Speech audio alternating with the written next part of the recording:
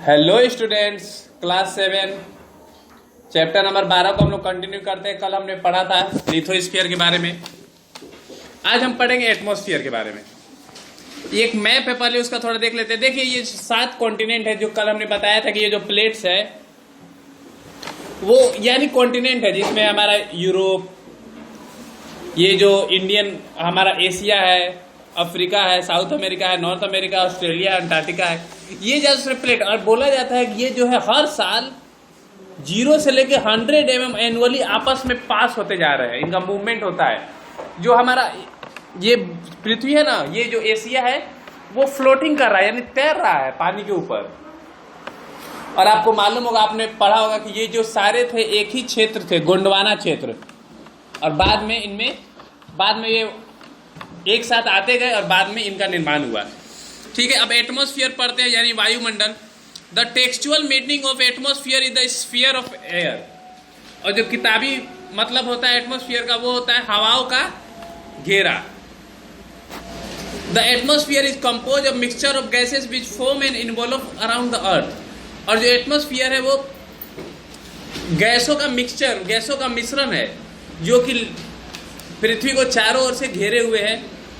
The thick envelope of air surrounding the earth is called the atmosphere. और ये जो thick एनवोलेप है, thick घेरा है, थिक यानी मोटा, गहरा घेरा है पृथ्वी के चारों ओर, उसे एटमॉस्फेयर कहते हैं, वायुमंडल कहते हैं। It is one of the natural component of the environment. और यह वातावरण का एक प्राकृतिक कंपोनेंट है। The survival of all living beings on this planet depend on the atmosphere. और जो भी जिंदा वस्तु है, जिंदा चीज है पृथ्वी पे, वो सारा एटमॉस्फेयर पे डिपेंड करती है। अगर एटमॉस्फेयर नहीं तो इंसान नहीं, इंसान नहीं तो समझ सकते कुछ नहीं। It is a gaseous envelope extending about 1600 kilometre above the earth surface. और ये जो गैसियस इन्वेलप है 1600 किलोमीटर तक फैला हुआ है अर्थ सरफेस के। यानी अर्थ सरफेस के आप 1600 किलोमीटर तक जाएंगे ऊपर, तब तक आपको ये एटमॉस्फेयर मिलेगा।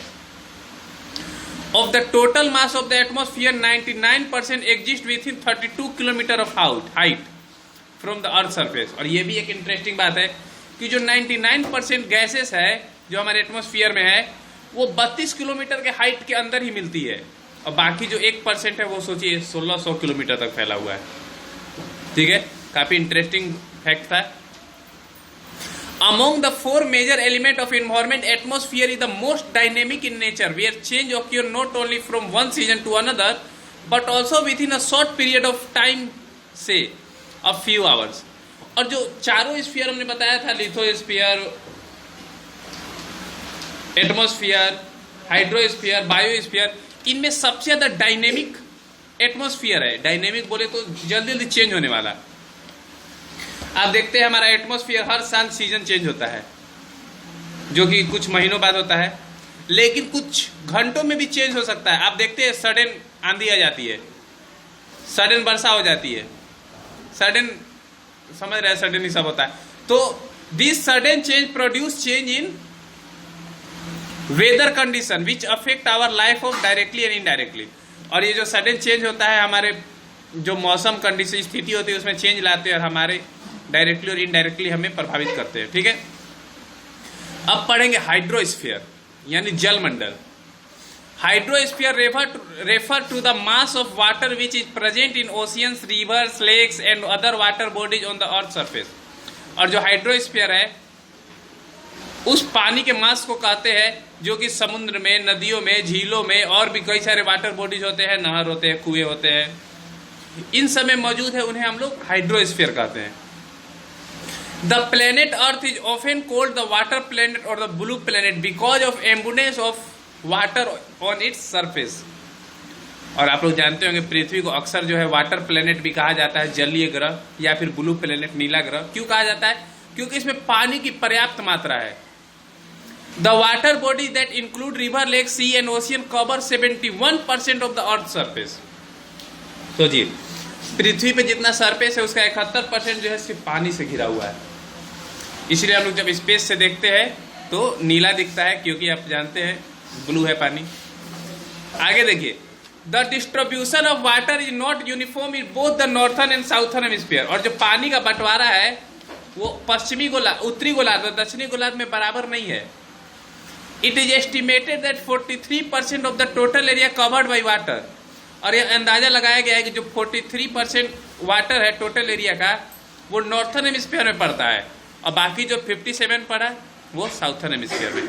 यानी कि नॉर्थर्न हेमिस्फीयर में जमीन ज्यादा है और साउथर्न हेमिस्फीयर में पानी ज्यादा है। ठीक है, ये देखिए एक सी का पिक्चर दिया हुआ है, पता नहीं कौन सा सी है, पानी तो सबका सेम ही होता है, तो कोई भी समुद्र होगा। लर्निंग फैक्ट पढ़ते हैं। The largest reservoir of water in the ocean and 90% of its covered by 4 ocean, namely Pacific, Atlantic, Indian and Arctic. अब बोल रहा है जो पानी सबसे ज्यादा रिजर्व है, सबसे ज्यादा इसमें भंडारित है, वो है ओशियन, महासागर। और दुनिया में जितने भी पानी पाए जाते हैं उसके 90% जो है वो 4 ओशियन, जिसमें प्रशांत महासागर आ जाता है, Atlantic ocean, Indian ocean, Arctic ocean, Pacific को हिंदी में प्रशांत कहते हैं, सबसे बड़ा ओशियन जो है, इनमें मौजूद है।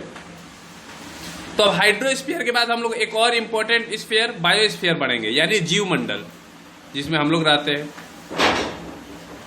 The word biosphere literally means the sphere of life. इसका मतलब होता है जीवन का चक्र। Biosphere is the narrow zone of contact between all the other 3 sphere environment where all kinds of life exist. और जो बायोस्फीयर एक नैरो जोन बनाती है, तीनों स्फीयर को मिलकर बायोस्फीयर बनता है। यानी कि लिथोस्फीयर जिसपे हम रहते हैं, एटमॉस्फेयर जिससे सांस लेते हैं, हाइड्रोस्फीयर जो पीते हैं, यानी ये तीनों स्फीयर हमारे लिए बहुत इंपॉर्टेंट है। अगर इसमें से एक भी स्फीयर में कोई चेंज आता है तो हम पे डायरेक्टली या इनडायरेक्टली असर जरूर पड़ता है। ठीक है, तो आज के लिए इतना ही रहने देते हैं, कल हम लोग आगे पढ़ेंगे, देखते हैं आगे क्या है। Okay, thank you.